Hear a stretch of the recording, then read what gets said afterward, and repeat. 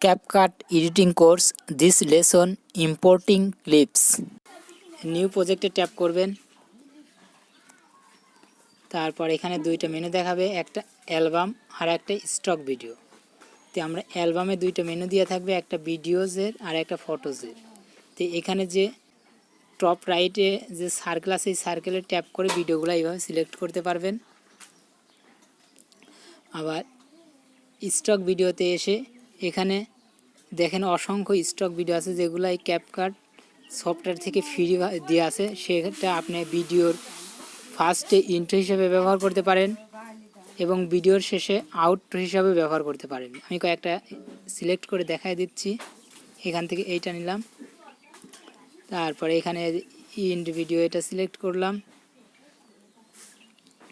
আর এই যে এই চারটা এই একটা পাঁচটা সিলেক্ট করে দেখাচ্ছি। অ্যাডে ট্যাপ করবেন, তারপর সিলেক্ট করার পর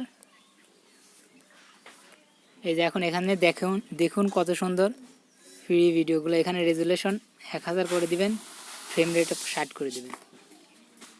এভাবে দেখুন অনেক সুন্দর ফ্রি ফ্রেমগুলো দেওয়া আছে, যেটার ভিডিওর ইন্ট্রো বা আউটরো হিসেবে আমরা ইউজ করতে পারি। এভাবে ভিডিও ইউজ করতে পারবেন। তারপর ভিডিওর মাঝে যদি আমরা কোনো ভিডিও নিতে চাই তাহলে এইখানে এই যে রাইট বার হোয়াইট বার আছে, এই হোয়াইট বারটা রেখে এখান থেকে এই যে হোয়াইট প্লাস আইকনে ট্যাপ করবেন। ট্যাপ করে এখান থেকে যদি নতুন কোনো ভিডিও অ্যাড করতে চাই বা ফটো অ্যাড করতে চাই বা যে কোনো স্টক ভিডিও যদি আবার নিতে চান তাহলে এখান থেকে এসে যে কোনো এটা যে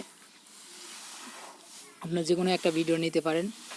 আমি এই ভিডিওটা নিলাম, মানে যে এটা ডাউনলোড দেওয়ার পরে ডাউনলোড হবে। তারপর এই যে এই ভিডিওটা নিলাম, তারপর এখানে এই যে দেখুন এই ভিডিওর মাঝে এই যে নিউ ইয়ারের পরে এইটা যুক্ত হয়ে গেল। একটু চালিয়ে দেখা দিচ্ছি, দেখুন এই ভিডিওটা হচ্ছে নতুন করে নেওয়া হয়েছে। মাঝে এই রকম মাঝে কোনো ভিডিও বা ফাইল ইম্পোর্ট করতে পারবেন।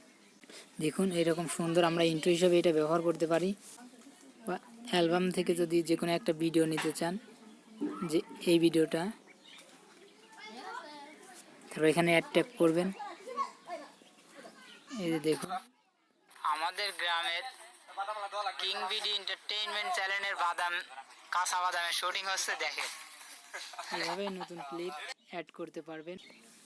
আর যদি এটা ছোটো করতে চান তাহলে এখানে ট্যাপ করে ধরে এইদিকে নিয়ে আসবেন, আর দুই সাইড থেকে যদি বাদ দিতে চান তাহলে এখান থেকে ট্যাপ করে এনে এটা ছোটো করে দিবেন, তাহলে মাঝে যেটুকু প্রয়োজন আপনার সেটুকু থাকবে। এইভাবে আপনি বিভিন্ন ভিডিও ইম্পোর্ট করতে পারবেন ক্যাপকাটে।